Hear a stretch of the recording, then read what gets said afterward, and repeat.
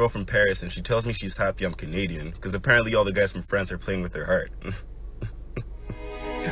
Ma belle, tu ne sais pas que mon amour n'est pas infini, mais cette douleur que je te donnerai durera pour toujours.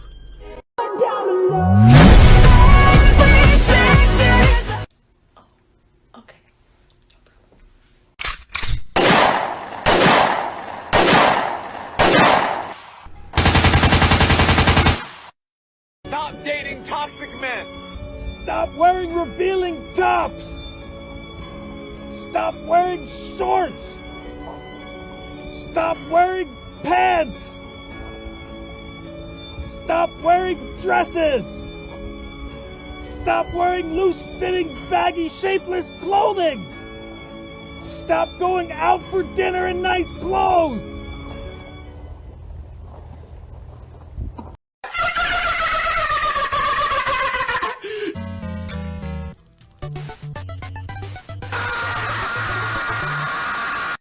Hi Jordan, my question is, what is the antidote towards toxic masculinity? Well, the antidote is responsible masculinity. And what does responsible mean? It means, well, if you're responsible, then you're trying to do what's honest first. So you're careful with your speech and your actions. You're careful with your speech in that you don't say things that you know to be false. And you're careful in your actions so that you don't have to lie about what you do. That's a good start. Do you want to repeat that? I'm sorry. I said that didn't cover really a toxic masculinity, right? Because yes, it's dealing with the principle of reciprocity. You just said that you have to be honest and responsible as a man, right? Well, put it this way. When I'm giving the spoon back to my granddaughter, I'm not engaging in toxic masculinity. And that was the point that I was trying to make. What precisely, since we're going to pursue this, what precisely is toxic masculinity, as opposed to, say, toxic femininity or toxic humanity? What exactly are you asking me about? Well, I really want to know what you like, how you would describe toxic masculinity. Because no, I want you to define what toxic masculinity constitutes. Since we're going to define things so carefully, let's do it. Okay, so before we move on, let me point something out, that I was willing to undertake this line of discussion, allowing for the possibility that the category of toxic masculinity had some content, right? But if we're going to pursue that line of reasoning and quibble about the answer, then we're certainly going to quibble about the definition that's embedded in the question. And so part of what's happened in our discourse is that we're required ethically to assume a priori, merely out of politeness, that the utterance toxic masculinity actually constitutes a meaningful phrase. And if you push it, you find very rapidly that it doesn't, because it's very, very, very difficult to define. And definitions actually matter. And so if it's a matter of transgressing against the boundaries of gender-appropriate behavior, well, first of all, that indicates that there's something universal and normative about gender-appropriate behavior, which is something that people who push the idea of toxic masculinity generally tend not to presume. And second, it's just as likely to happen among women as among men, in which case it's not toxic masculinity. So maybe on to the next question. Okay.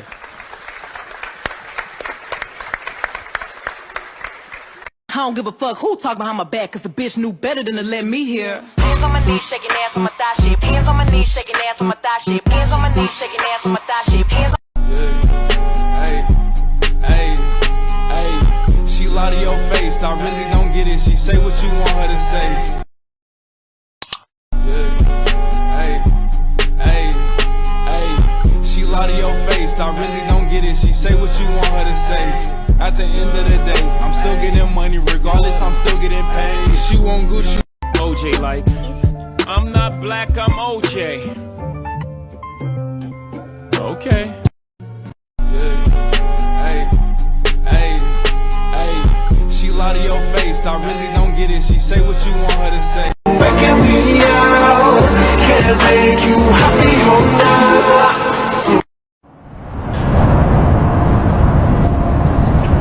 The king might be dethroned, but the king is always the king. You heard? Stay up, player. Start doing that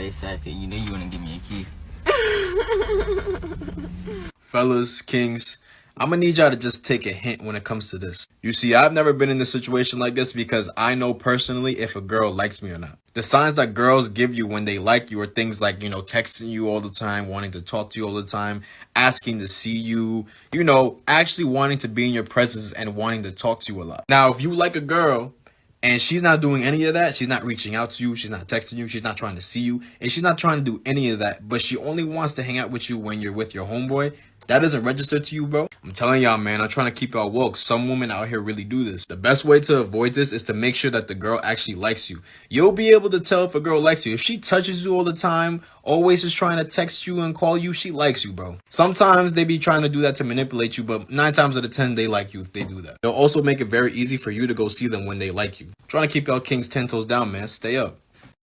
Your eyes are phenomenal, which I'm complimenting myself. Thank you. Teeth are perfect. Your complexion's great.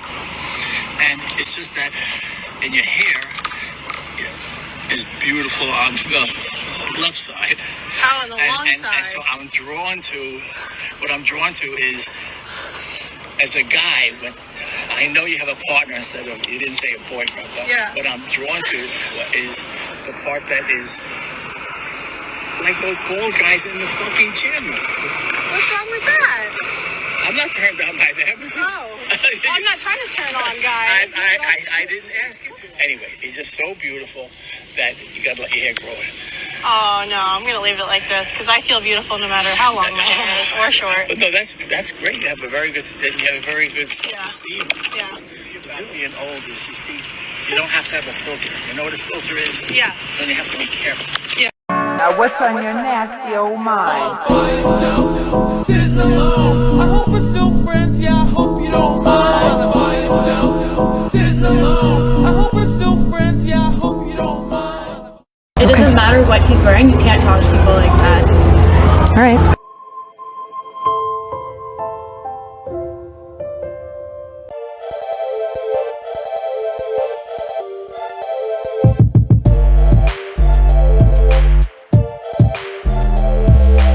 Sit there.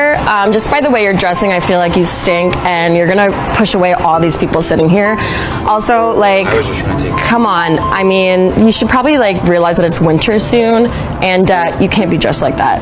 Also, it's insulting to the people who are walking by. I'm sorry if I'm offending. Oh, you are not offending me. What is happening right now? Did you just walk up and make fun of this man for no reason?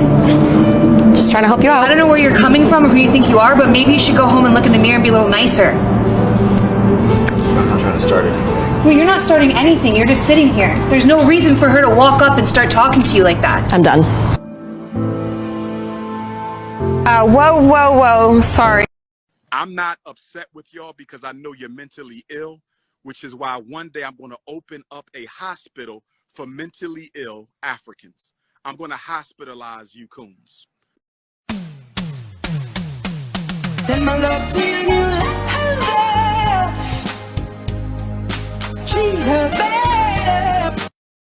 And by the way, I have a question, and don't fight me because I know how you girls like to tussle.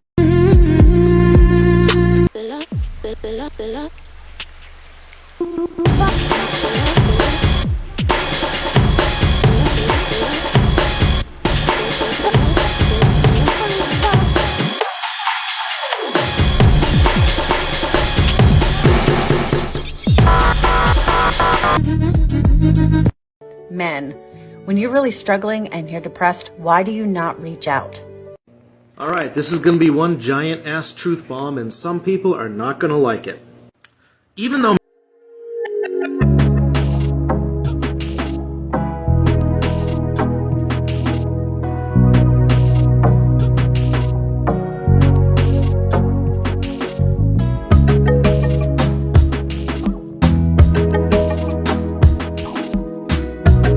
didn't turn into the fact that, well, women struggle too. Well, yeah, we're aware that women struggle, but the guys struggle too. So we don't get the opportunity to talk about it, because if we do, it's invalidated. And our struggles end up being manipulated as a claim of moral failings. So yeah, we're not really going to open up about those things because it will be used against us. every time. Our struggles are not valid. Our issues are secondary to everybody else's issues. Apparently, they're all a result of moral failings, and so weakness isn't tolerated. It's just not. To put it in perspective, even though the domestic violence rate amongst men is significantly higher than females, there are only 3 domestic violence shelters for men in the United States. 3. Compared to 2,000 for females. 2,000 to 3. Not all guys have the financial means or family connections to just uproot themselves and go, especially not when the man is afraid of losing his kids or losing his job, or God forbid she decides to get a divorce and takes the majority of what he has, so they just put up with it. I bet you didn't know that. And you know why you didn't know that? Because men's issues don't freaking matter. They don't. And so talking about men's issues are important. And talking about men's issues doesn't minimize the struggles of other people. It just puts a spotlight on something that is largely unseen and unrecognized and unacknowledged.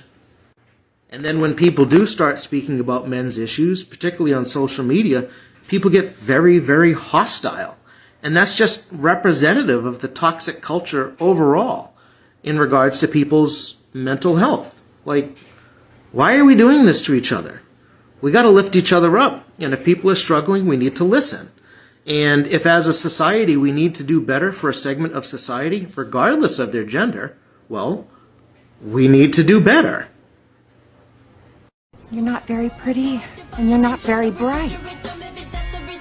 I'm so glad we had that talk. Toxic masculinity is real.